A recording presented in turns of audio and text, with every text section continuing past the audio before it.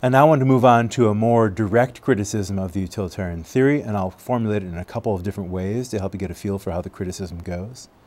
And one way of putting the criticism is typified, crystallized by the philosopher Carrot, who writes about Mill. In short, utilitarianism has forgotten rights. It allows no right to a man because he is innocent, or because he has worked hard, or has been promised or injured, or because he stands in any other special relation to us. It thinks only of duties, or rather of one single duty, namely to dump happiness wherever we most conveniently can. And the idea that Carrot has in mind can be explained in terms of his example of the Arctic explorers. Suppose there are a couple of explorers making their way through the Arctic, such of it as still exists in this era of global warming,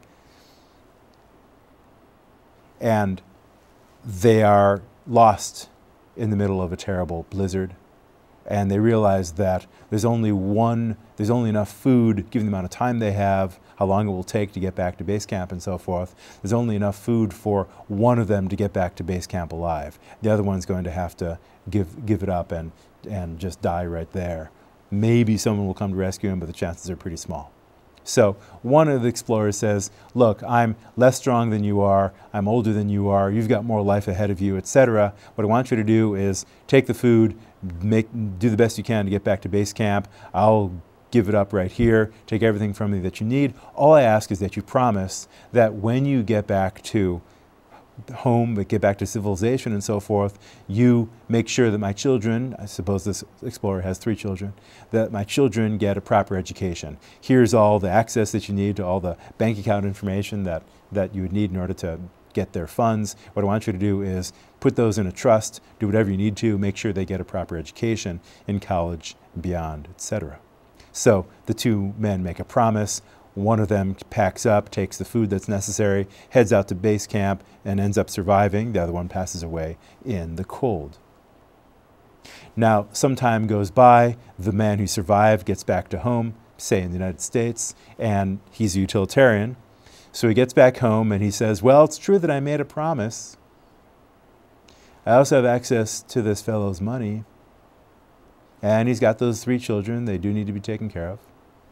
But I'm a utilitarian, and my obligation, if any, is to use that money in whatever way I think will maximize overall utility.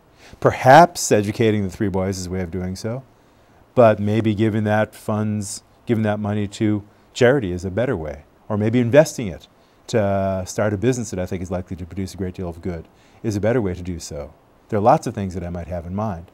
What matters for our purposes is the following: that from the point of view of the explorer who survived, the fact that a promise was made in the past doesn't have any special hold over him.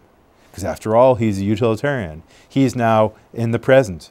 The past is done. He needs to maximize utility. The fact that he made a promise does not have any special authority over his behavior now. Well, the only thing that has special authority over his behavior now is that he needs to maximize overall well-being. That might or might not happen by virtue of his helping the fellow explorer's children get an education.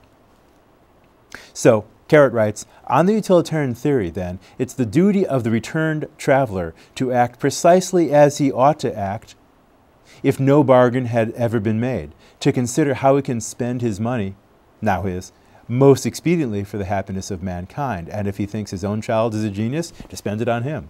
The fact that a promise has been made has no special power over the explorer that survived. Now, to many of us, that implication, which does seem to be an implication of the utilitarian theory, seems somehow offensive, seems somehow noxious. Something about it, something about the fact that I made a promise to someone seems like it ought to have a kind of moral hold over me. And so we have a choice. Do we have to say, with perhaps what Mill would say, well, actually, promises only go so far, and utilitarianism always trumps any value or any power that a promise has? Or should we say, no, a promise is a promise, your word is your bond, stick with it, and if the utilitarian theory says otherwise, so much the worse for the utilitarian theory.